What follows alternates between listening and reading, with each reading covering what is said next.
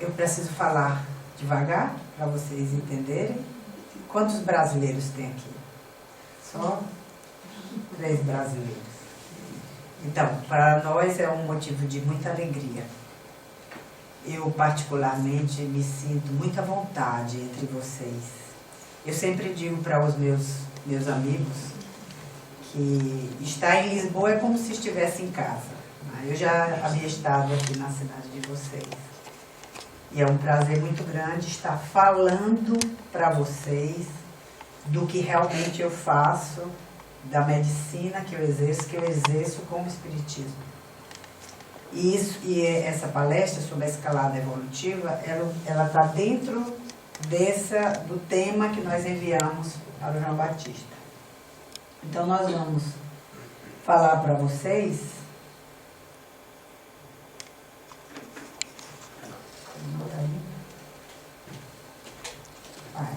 não, foi para o final ele. É porque ele foi para o final. Ele foi para o final. Vamos pôr no início.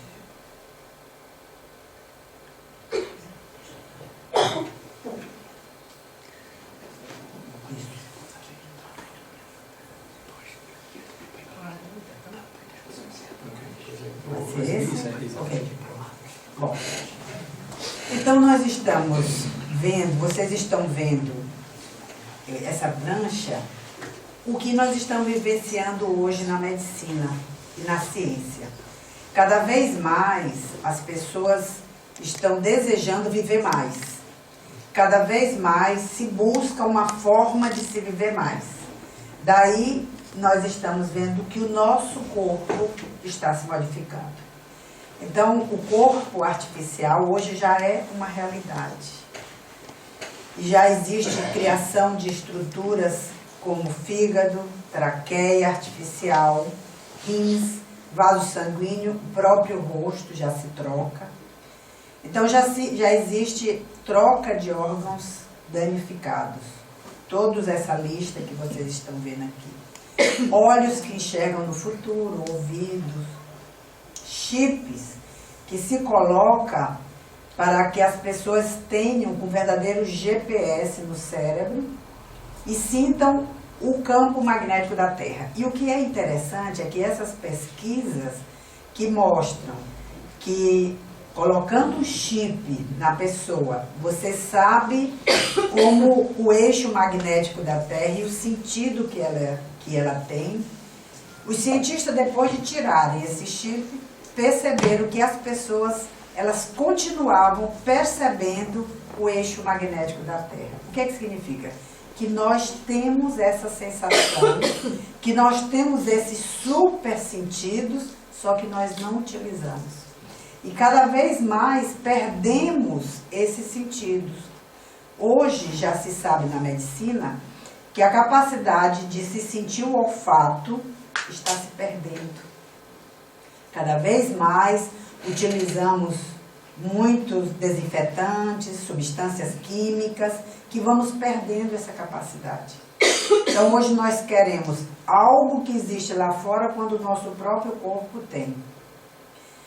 Hoje os exoesqueletos estão à disposição, são braços biônicos, pernas biônicas, mas isso não tem feito as pessoas felizes.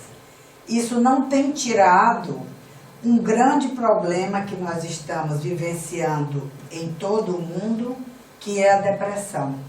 Se calcula que hoje 350, 450 milhões de pessoas têm depressão no mundo. É um número muito grande. O homem, ele deixou de buscar dentro de si a fonte de satisfação para buscar fora. E com isso, a busca da imortalidade é apenas superficial, apenas do corpo. Quando nós somos detentores dessa imortalidade. Então isso está em várias revistas, mas o que nós queremos que as pessoas pouco a pouco se conscientizem é que nós vivemos em um oceano de energias. nós estamos sentindo uns aos outros, só que por não termos acesso e não facilitarmos essas janelas se abrirem, as janelas do espírito, nós passamos pela vida sem senti-la verdadeiramente. Então, para que a gente possa entender isso, é necessário, aquelas pessoas que nunca ouviram falar sobre a alma e seus envoltórios, é necessário estudarmos para que a gente possa compreender como nós nos sentimos, como é esse campo energético que nós precisamos sentir. Então, nós somos constituídos de um corpo, uma túnica magnética em torno de nós, que é essa túnica magnética que permite que nós tenhamos essa consciência de que somos divinos, de que temos muito mais do que esse corpo palpável. Então, a nossa constituição, ela se constitui não só do corpo físico, mas do corpo mental. E isso é tão importante que a maioria das pessoas só vem perceber isso depois dos 40 anos, quando começam as crises existenciais, separações, perdas de entes queridos, perdas financeiras, que é o lado espiritual chamando, que durante toda a vida a pessoa valorizou apenas o lado material. Quando chega nessa época, a espiritualidade começa a cobrar de cada um de nós esse lado. E aí nós nos damos conta de que nós somos muito mais do que um corpo de energia coagulada, que nós somos espíritos. Estas são todas as propriedades. Se nós temos 5 sentidos, né? Como falei para vocês, muita gente não sente mais, muita gente não ouve bem, cada vez mais perdemos. São músicas, quando você ouve jovens com os fones de ouvido altíssimo, as pessoas estão cada vez perdendo a audição. As pessoas perdem também a visão, né? Cada vez mais os sentidos vão ficando fracos. Mas nós temos todas essas propriedades que são propriedades do perispírito. E essas propriedades do perispírito, para o médico espírita, é extremamente importante, porque isso nos possibilita olhar além do corpo físico.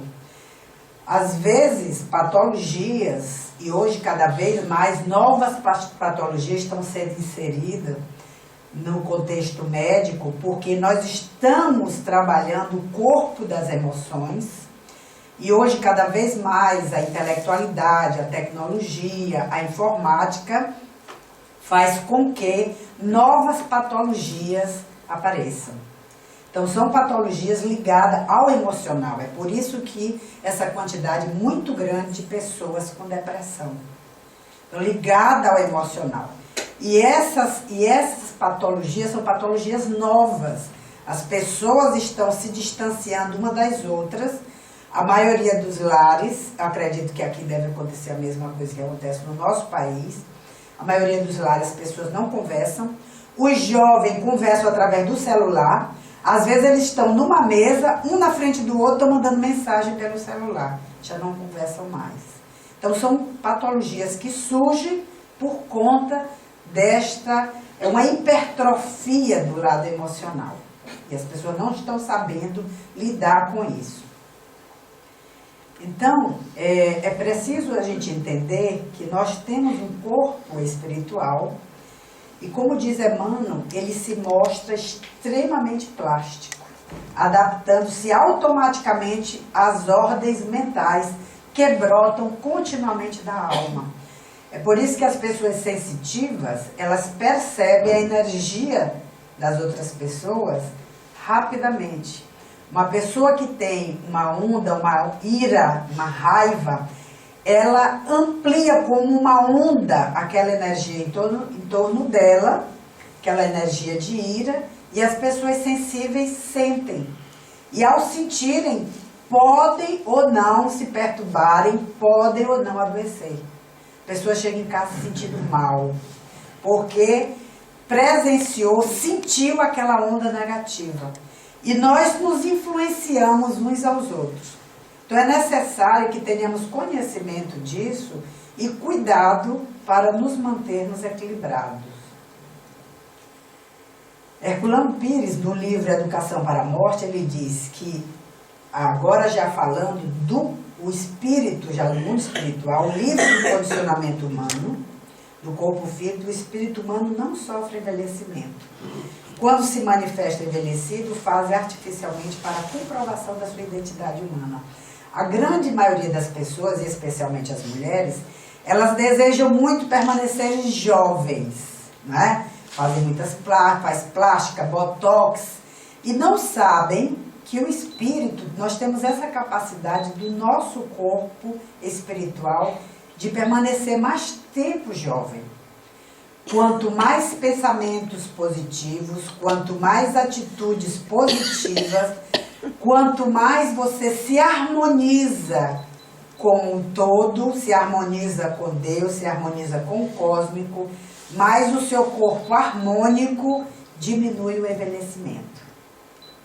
Isto daí a ciência já está comprovando. E nós vamos ver paulatinamente isso.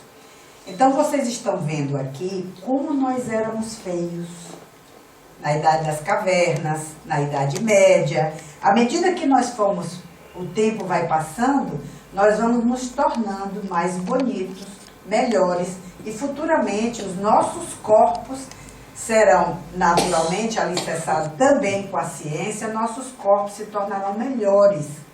À medida que nós nos educarmos numa alimentação saudável, exercícios e bons hábitos mentais, nossos corpos se tornarão mais bonitos, mais ágeis e mais fortes. Isto é natural, porque o progresso é inevitável. Nós vivemos, então, neste mundo de transformação. E como eu falava para vocês, esse mundo de transformação que nós vivemos, nós vamos começando desde as cavernas, encarnados em tribos selvagens, primitivas, mentalidade atrasada, instintos grosseiros da materialidade, falta de sentimento da humanidade. Mas isso não está só lá no início, nas tribos. Hoje, entre nós, muitas vezes nós ficamos estarrecidos como viver em um mundo onde, por exemplo, no Brasil, a grande maioria das casas tem cerca elétrica, porque as pessoas têm medo da violência, têm medo do ladrão. Isso porque, até hoje, nós convivemos com espíritos primitivos. Nós existimos numa sociedade onde espíritos mais desenvolvidos convivem com espíritos inferiores. Daí a delinquência, daí a violência, porque é necessário que nós tenhamos essa mistura para que a sociedade cresça como o outro. Que seria da sociedade se só existisse realmente bons, só existisse os puros, como Hitler queria, só existissem os intelectuais? Então nós precisamos dessa sociedade mista para que possamos crescer junto, uns ajudem uns aos outros. Daí esse mundo em transformação, que à medida que avançarmos, nós já sabemos, à medida que avançarmos, aqueles que não estão harmonizados com as leis divinas não poderão mais estar aqui. Então essas são as últimas oportunidades para que espíritos ainda ligados à animalidade convivam com seres como nós temos. São raros, mas nós temos como Gandhi, Madre Teresa de Calcutá e tantos outros, nosso próprio Chico, que era o amor puro. É necessário essa mistura para que todos possamos crescer juntos. Mas como é que a gente pode se modificar? E essa modificação nada mais é através da educação. Por isso que o espírito encarna nessa trajetória para se educar. Esta é a finalidade primeira da nossa vinda a este planeta. Nos educarmos. E a maioria das vezes nós não nos educamos, não estamos preocupados com a nossa educação, porque a educação é continuada, do berço ao túmulo. Não nos preocupamos em educar os nossos filhos, nem aquelas pessoas que estão em torno de nós e reclamamos que o mundo está ruim, que o mundo não muda, que o mundo está cheio de violência, porque não atentamos para a educação. Então vamos ver aqui. Esta é uma foto de um filme muito bonito, que eu não sei se vocês viram esse filme, Uma Lição de Amor, né? Onde há um questionamento muito grande sobre se esse pai autista, porque são os diferentes da nossa sociedade, se ele poderia educar esta filha. E isto, nesse filme, demonstra que o papel da educação é basicamente levar o amor para todas as pessoas. Educar é amar, é transmitir amor para as pessoas. Então, no plano educacional do espírito, nós, cada um de nós, que somos extremamente privilegiados, somos seres milenários. Nós temos a imortalidade em nós. Somos seres que viajamos através do tempo, nessa grande esteira do tempo, para nos educarmos, para evoluir para o Criador. Só que isso é extremamente importante, porque isso depende do esforço muito próprio de cada um de nós. É muito importante atentarmos a cada dia se nós estamos crescendo realmente, se nós estamos nos auto-superando, se estamos reestruturando a nossa moral. Na casa espírita, logo que se entra na casa espírita, a primeira coisa que se ouve é reforma íntima. É necessário reformar-se intimamente, mudar os hábitos velhos, sair daquele homem velho para transformar-se no homem novo. Só que os anos passam, nós vamos estudando o Evangelho, vamos estudando o que a literatura espírita nos propõe, mas não nos modificamos. Então, chega um tempo que os cabelos vão ficando brancos e nós vamos olhando para trás e ainda temos dentro de nós egoísmo, orgulho e muita vaidade.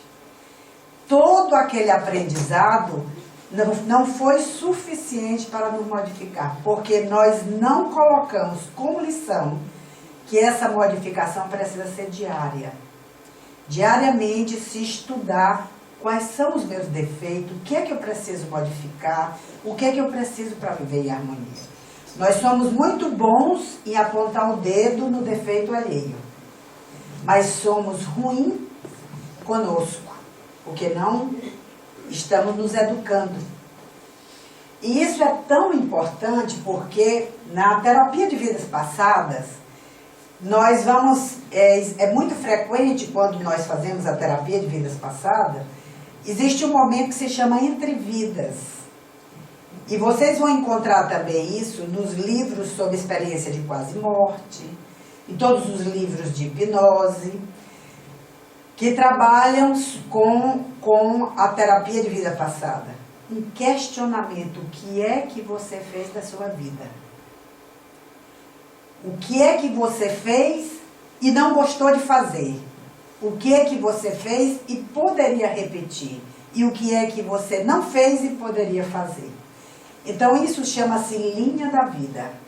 E nós podemos olhar para trás, para o nosso passado, e ver o que nós podemos melhorar.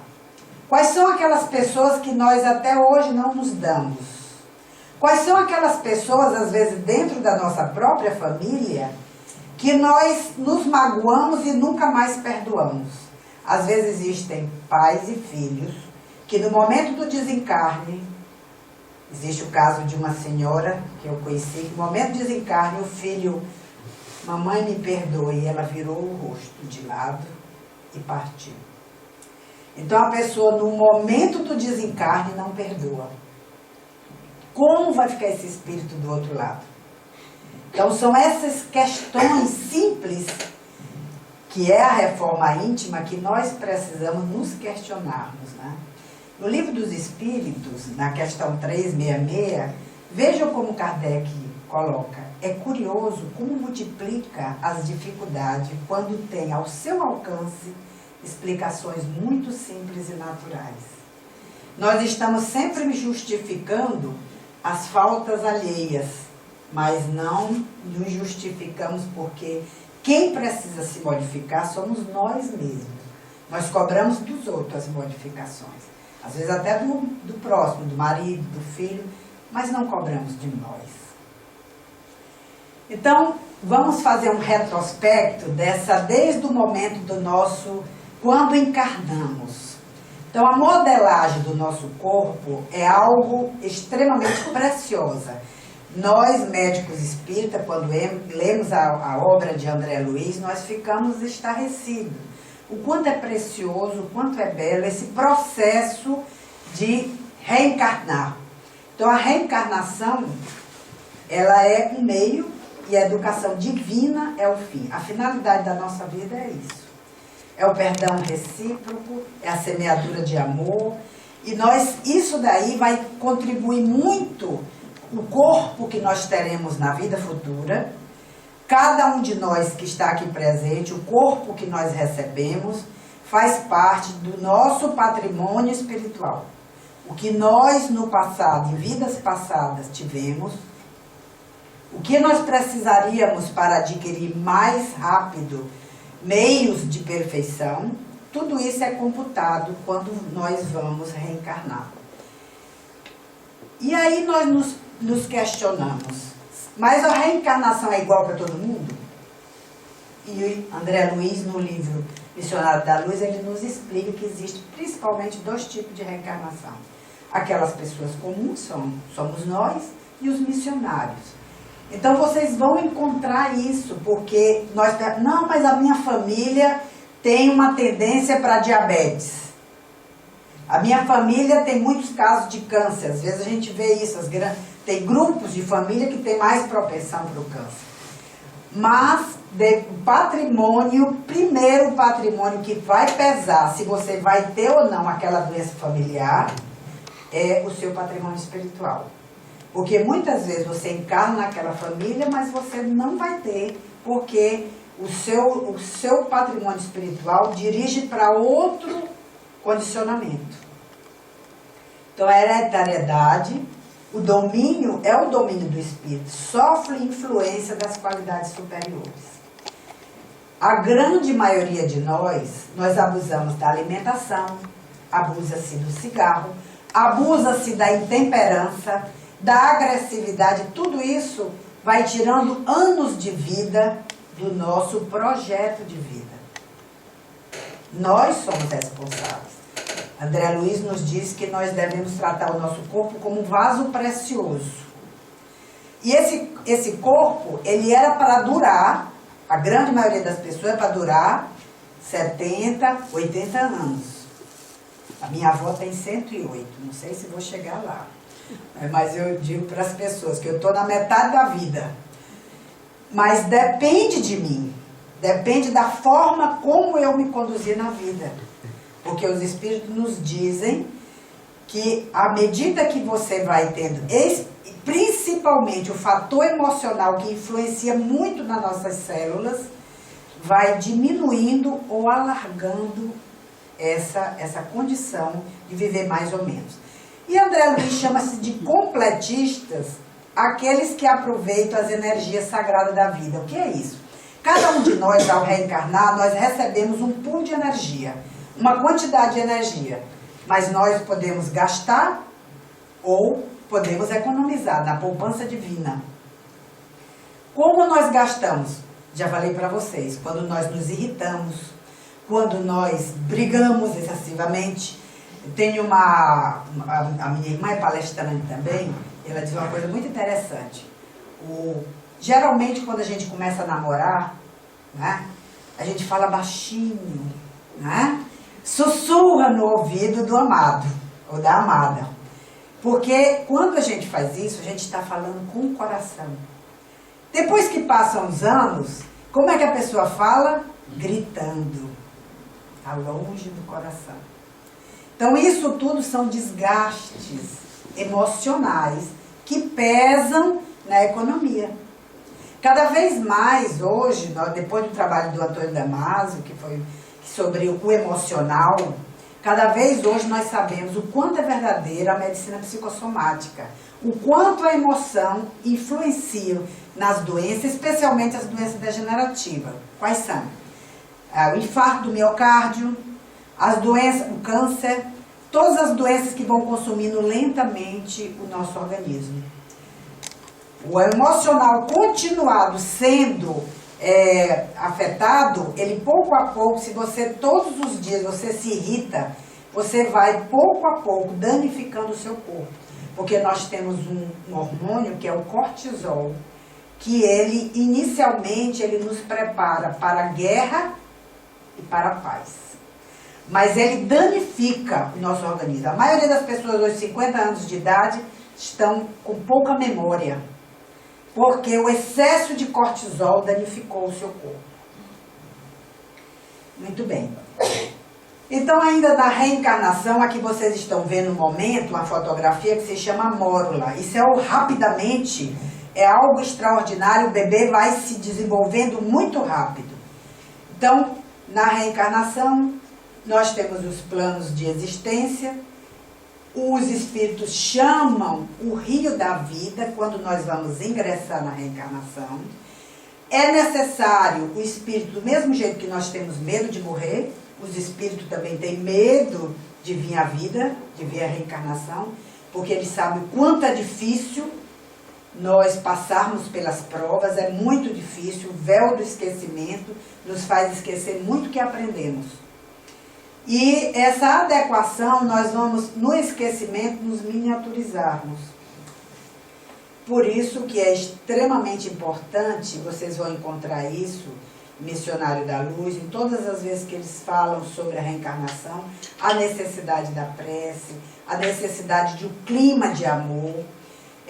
A medicina hoje mostra o quanto é importante o aconchego da mãe para construir aquele ser, em trazê-lo para a vida. Porque se o espírito não deseja vir, e se ele encontra um ambiente hostil, ele não quer encarnar. Quantas vezes um abortamento se dá espontaneamente porque o espírito desiste de reencarnar?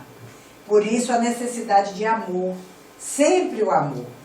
Dizem os espíritos que no futuro as faculdades terão essa cadeira do amor. Porque o amor ele modifica. O amor de mãe é o que se aproxima mais do amor crístico.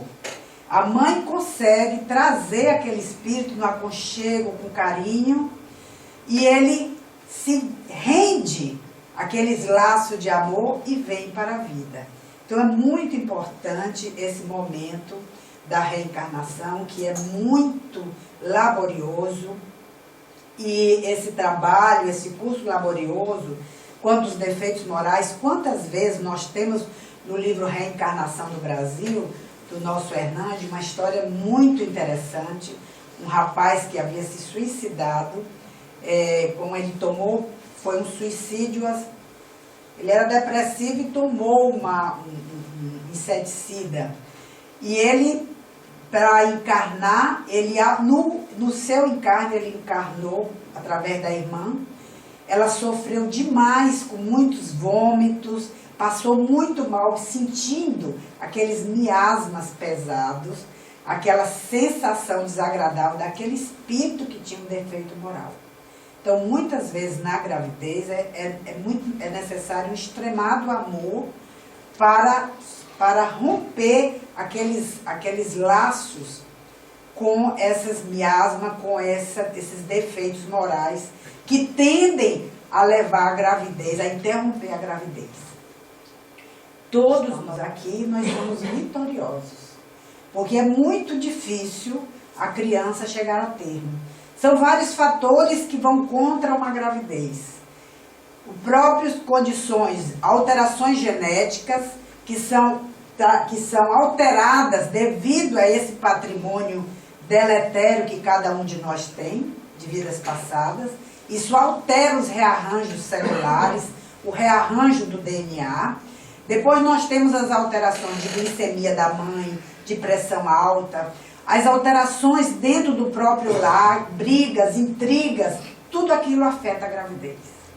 Então, ao lado disso, nós temos o amparo celestial, o amparo dos mentores, que fortalece para aquela gravidez vir a termo. Por isso, todos nós que estamos aqui somos vitoriosos. Não é fácil. Não é fácil chegar até lá. Então, nos diz no Livro dos Espíritos, na questão 385.7, ele diz: os espíritos só entram na vida corporal para se modelarem, para se aperfeiçoarem e se melhorarem. Esta é a finalidade maior de nossas vidas. E com a criança, as pessoas dizem: a criança é um livro em branco. Não é. A criança já traz as suas tendências, naturalmente, que à medida que vai passando os anos, ela vai cada vez mais tomando de conta, o seu espírito vai tomando de conta daquele corpo. Mas é nessa idade infantil, que a delicadeza da idade, os pais, que são os primeiros professores, são extremamente importantes na sua educação, na educação moral. Cada vez mais na nossa sociedade nós estamos tendo suicídio entre os jovens, pela falta de limites, pela falta de educação moral, pela falta de amor, pela falta de presença dos pais. Então é muito importante os jovens pais e filhos, nós somos pais a vida toda. Até hoje eu chamo meus filhos, meu mais novo tem 23 anos, chamo de neném. Porque para os pais, os filhos são sempre pequenos, né? E ninguém nasce, nós nascemos anatomicamente. Mas o amadurecimento psicológico, ele se faz ao longo da nossa vida. Quantas pessoas desencarnam e são imaturas? Muitas. Né? Comportamentos que não condiz com a sua idade cronológica. Porque essa maturidade psicológica, ela demora a se fazer. São as dificuldades que nós enfrentamos que vai alicerçando essas lições. Então, nas crianças, elas são acessíveis aos conselhos da experiência, reforma do caráter, e muito importante os pais estarem atentos a essa reforma do caráter e reprimir os maus pendores. Quantas vezes nós vemos com a criança mimada, cheia de vontade, que adulto será? Com certeza vai ser um problema para a sociedade. E se nós pais não tivermos cuidado, essas crianças elas serão difíceis. O meu filho do meio, ele era muito inquieto. Eu sou muito grata ao Espiritismo pelo ter criado meus filhos dentro do Espiritismo. E o meu filho do meio, ele era tão inquieto, tão terrível, que uma vez moramos num prédio, a minha secretária estava com ele no elevador, e ele inquieto, não parava um instante, e olhou o senhor para ele e disse assim: ele já nasceu assim? De tão inquieto que era o menino. Mas eu, desde pequeno, eles pequenininhos, eu comecei a fazer evangelho no lar com eles. Todo domingo, primeiro nós fazíamos depois da pizza da noite. Hoje a gente faz depois do almoço.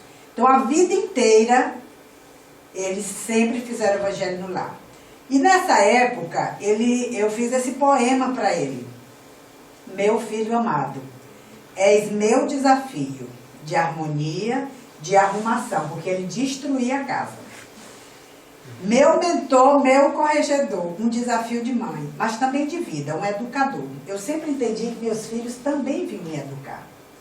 Quem dera pudesse eu te compreender, te abraçar, apertar no peito e acompanhar teus horizontes, porque eu sempre trabalhei muito, sou cirurgiã, e eu ficava com a mente pesada e aquela responsabilidade de deixá-los. Mas aprendi também outra coisa com amigos que fazem psicoterapia, que se você pensar, e se você pensar que está presente, você envia energias de calma para a criança. Eu estou do seu lado, eu estou presente. Mas se você fica ansiosa, eles também sentem essa ansiedade. Então eu procurava fazer isso. Acompanhar teus horizontes, tua sabedoria, tua infância a me deliciar em desvarios, um mundo sempre novo, de ninfas, mestres e espada, um mundo pueril de harmonia. Esse meu filho, hoje ele é a pessoa mais tranquila do mundo. É tão tranquilo que a gente tem que balançá-lo. Sábado passado ele acabou de se graduar, bacharel em Direito. Graças a Deus. Então eu dou graças ao Espiritismo ter me ajudado a educá-lo. À medida que as crianças vão ficando na adolescência, desaparece a figura do pai. E os pais começam a cobrar, porque é mais importante os amigos do que a criança, do que os pais, né? Surgem os companheiros, morre a obediência impensada, a criança começa a questionar, discutir com os pais, e os pais não querem compreender. Cale-se, né? Respeite seus pais, mas eles estão nessa ânsia de discutir e de questionar. Então é importante entendermos essa fase. Explode a oposição às ideias da casa. Enfrentamento das posições agora é inaceitável. Dentro do nosso círculo familiar, nos evangelhos, meu filho, eles questionavam, principalmente esse que fazia direito, questionava Jesus, questionava o maniqueísmo, questionava o bem e o mal. Então são questões que nós precisamos resolver em família, para termos esses filhos sempre presentes em nós. O Stephen Covey, ele tem um livro que vocês devem conhecer, Os Hábitos das Famílias Saudáveis, os hábitos das famílias de sucesso. E um dos hábitos que ele coloca, eles são evangélicos nos Estados Unidos, é o hábito de ter uma refeição, pelo menos juntos, no final de semana. Porque com a sociedade atual, as famílias vão se separando. Mas é extremamente importante ter aquele momento de todos, que mesmo depois que eles crescem, eles sabem que naquele momento a família está junto. Então são hábitos saudáveis das famílias. Então as escolhas que eles fazem, a herança doméstica, eles vão levar a vida inteira aquela herança, porque o mundo, ele fascina muito o jovem. Mas se não dermos uma estrutura familiar, uma educação moral, o mundo os desencaminha. Então é extremamente importante. Uma ocasião eu estive no Canadá e eu vi uma coisa que me impressionou muito, logo na imigração. Se você tem educação superior, você é bem-vindo ao Canadá. Se você tem educação doméstica, nós estamos de braços abertos. Então, a educação doméstica é muito mais importante do que a educação intelectual. Qualquer pessoa que não tenha boa educação doméstica, ela não é bem-vinda em lugar nenhum. Então, nós precisamos fazer com que nossos filhos tenham isso. Os valores ético-morais da sociedade, exemplos que nós precisamos passar, porque estamos vivendo em uma sociedade que cada vez mais cobra. E as pessoas que estão longe desses valores morais, elas se desestruturam.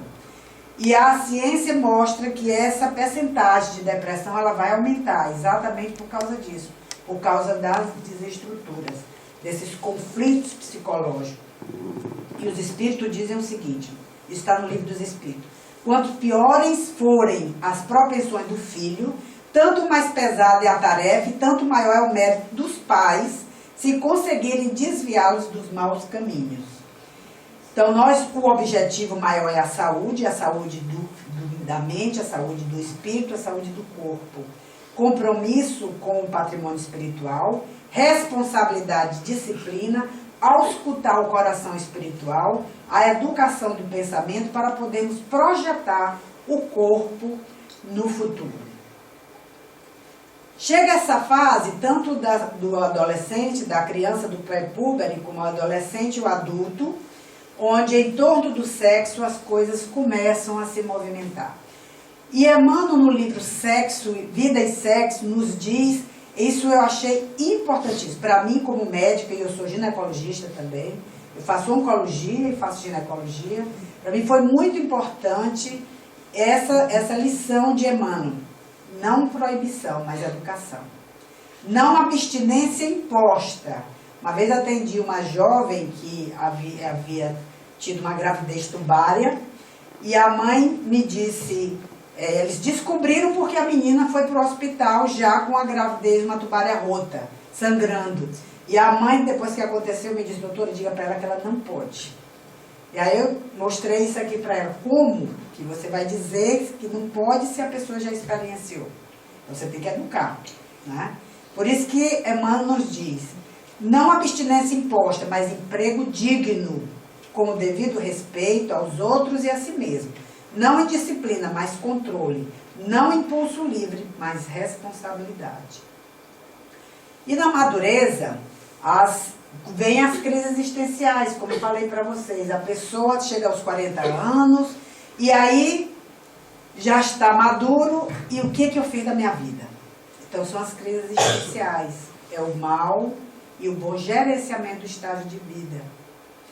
Eu coloquei esse livro, o filme, né, O Mestre com Carinho, né, com Sidney Poitier. E é muito interessante esse filme. É que a gente vê exatamente esse momento. Né? Esse filme tem uma coisa muito importante. Eu não sei se está acontecendo em Portugal, e no Brasil está acontecendo, cada vez a nossa população é mais obesa. E ele diz tem uma fala muito importante desse filme, que ele está no mercado e ele está comendo uma laranja. E uma pessoa pergunta, professor, esse é o seu almoço, você vai comer só isso? Ele disse, porque eu tenho obsessão por comida. Quando eu começo a comer, eu não sei parar. Então aí, por isso que eu vou comer só uma laranja. Então a pessoa chega a uma fase da sua vida que os hábitos, se você não controla os seus hábitos, você destrói o seu corpo. Né? O lucro social imediato para o aplauso do mundo. Hoje as pessoas cada vez mais, as pessoas querem estar bem de vida, ter uma situação financeira boa, para mostrar às pessoas, olha, eu estou bem, eu tenho sucesso, porém, muitas vezes em detrimento da própria felicidade. Então, às vezes, os fatos ruins que acontecem na nossa vida, uma quebra financeira, muitas vezes elas vêm para nos chamar a atenção do lado espiritual. Porque é muito fácil valorizar o lado material, difícil valorizar o lado espiritual. Então, todos nós temos que estar numa reeducação contínua, no domínio do egoísmo e das más inclinações. O Pietro Baldi, no livro A Grande Batalha, ele faz uma divisão entre pessoas evolvidas e pessoas involuídas. Então, vejam onde é que nós nos situamos. Os involuídos, a pessoa evoluída, é o homem que é submetido à lei animal. O instinto da fome e do amor é que impera nele. Ou seja, do umbigo para baixo. Né? Ele é individualista, ele é egocêntrico e a tábua de valores dele é: ao vencedor todos os louros e direitos, ao vencido todos os deveres. Isso é que a grande maioria da população, e especificamente, não apontando ao dedo, mas isso é notório no mundo inteiro, os políticos, infelizmente, estão nessa tábua de valores. Né? Mas isso não é culpa deles, culpa nossa de pais que os educamos errado. E os envolvidos dominam os instintos e dirigem seus instintos. Respeita as leis da vida, tem consciência do direito de mandar e poder, tem muita inteligência e muita bondade, porque os espíritos nos dizem que nós crescemos intelectualmente na horizontal. O amor nos faz crescer na vertical. Inteligência, consciência e ética. Então, o nosso mundo será mundo de regeneração quando nós tivermos a grande maioria envolvidos. Né? Não temos ainda essa possibilidade. Vocês sabem que essa escala dos mundos habitados está lá no Livro dos Espíritos, mundos primitivo, prova e expiação, que é o nosso mundo, onde o mal predomina, o mundo de regeneração, onde o amor e o reconhecimento de Deus predominam. Isso os Espíritos nos dizem que só nós vamos lá pelo ano 3000, é que isso vai se modificar na face da Terra. Mundo ditoso e feliz, onde bem sobrepuja ao mal e felicidade predomina. E os mundos celestes, onde reina o bem. Porém, é necessário a gente entender isso de uma forma mais esmiuçada. Porque hoje nós temos a consciência de que nós vivemos em um multiverso, existem vários universos, nós estamos aqui conversando. Aqui em outra dimensão existe uma outra situação, outras pessoas, outros seres, né? E a física já diz que nós existem 11 dimensões matematicamente possíveis no universo. Então essas 11 dimensões nos fazem entender que nós podemos mesmo estando nessa dimensão, mesmo estando nesse corpo, nós podemos, uma hora, oscilar no estado alterado de consciência e outra hora em outro. Se nós estamos orando, nós estamos em estado elevados de consciência.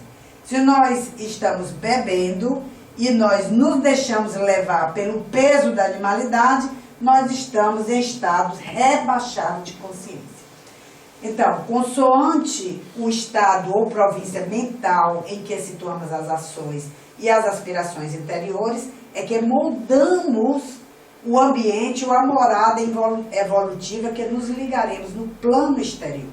Então, nós podemos estar serenos, tranquilos, estamos em estados elevados de consciência, como esse budista, e como esses dois rapazes que vocês estão vendo, em estado alterado de consciência, eles estão na neve. Isso são pesquisas canadenses com os tibetanos, que mostram que as pessoas, elas estão apenas com uma sunga e elas ficam suando. Tal a capacidade que o ser humano tem de trabalhar a sua mente. Mas essas casas do Pai também é o plano do sentimento. Essa foto é uma foto belíssima, Madonna da Somália, né? Que é uma foto que toca qualquer um de nós, que começa a estagiar no amor. Nós tocamos muito quando vemos o sofrimento dos nossos semelhantes, né? Então a casa do Pai é a intimidade de cada um. É a morada, estados da alma, os nossos desejos e aspirações pessoais. Mas chega um momento que o homem entra na senectude, se nós tivermos a oportunidade de chegar até lá. Então toda a bagagem de conhecimento e desenvolvimento é elaborada através do tempo. Nós podemos ter as bênçãos de afetos conquistados ou a tortura de desafetos fomentados, alegria pela colheita de ternura ou desengano de abandono cultivado, júbilos pelas memórias felizes ou engrandecimento ou lamentos do mau aproveitamento. Quantas pessoas chegam nessa fase de vida alcançados pela demência, e a demência muitas vezes é exatamente por conta do mau aproveitamento das horas.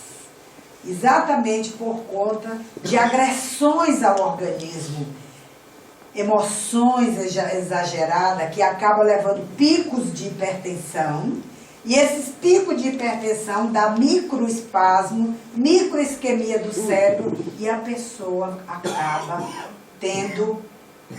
começa a ter arteriosclerose, demência, Alzheimer.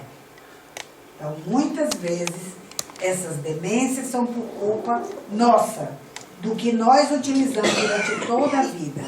Então, como eu falei para vocês, nós precisamos administrar o nosso tempo, ter momentos de paz durante o dia, através da prece, através da meditação, uma reflexão segura de como resolver os problemas para nos acalmarmos. A grande lei de Deus, o pensamento de Deus, nós estarmos dentro do pensamento de Deus, é o poder da não resistência, como o Gandhi nos deixou, a não violência, no mundo de justiça, onde a inversão produz a inversão, onde a lei de Deus está a justiça, obediência e harmonia. Por isso que o Gandhi, existe um livro muito interessante, um livro dele, que ele diz, meus compromissos com a verdade. Ele chama Deus de verdade. Então, cada um de nós precisa ter este compromisso com a verdade, que é com Deus. A congruência conosco, a congruência com Deus. E muitas vezes nós vivemos uma máscara, para os outros nós nos comportamos de uma forma, mas na nossa intimidade nós somos outras pessoas totalmente diferentes. Então a paz é um estado de equilíbrio normal e o Evangelho, a modelagem do comportamento de Jesus, é por isso que os Espíritos dizem que ele é o modelo. Porque a modelagem do comportamento de Jesus, a sua atitude, como ele se comportou, como Jesus se comportaria diante de tal atitude. Eu não vi esse livro, mas é um livro que eu reputo assim, de grande valor para o nosso dia a dia. É A Boa Nova, do Irmão X. Livro lindo, que você lê e você vê o comportamento de Jesus diante de situações difíceis. Como ele se comportaria em tal atitude. Livro de cabeceira para qualquer um de nós. Então, Augusto dos Anjos, no Parnaso do Além-Túmulo, né, que é um livro belíssimo, foi um livro que o Chico começou, ele diz esse poema muito lindo. Nós já fomos os germes de outras eras, enjaulados dos cáceres da lutas. Viemos dos princípios das moneras, buscando as perfeições absolutas. É muito bonito. Né? Então, todos nós, meus irmãos, nós fomos um dia ameba, e um dia seremos anjo. Então, mas essa trajetória evolutiva compete a cada um de nós, para que nós, no futuro, tenhamos essa pureza de enxergar o Criador. Muito obrigada.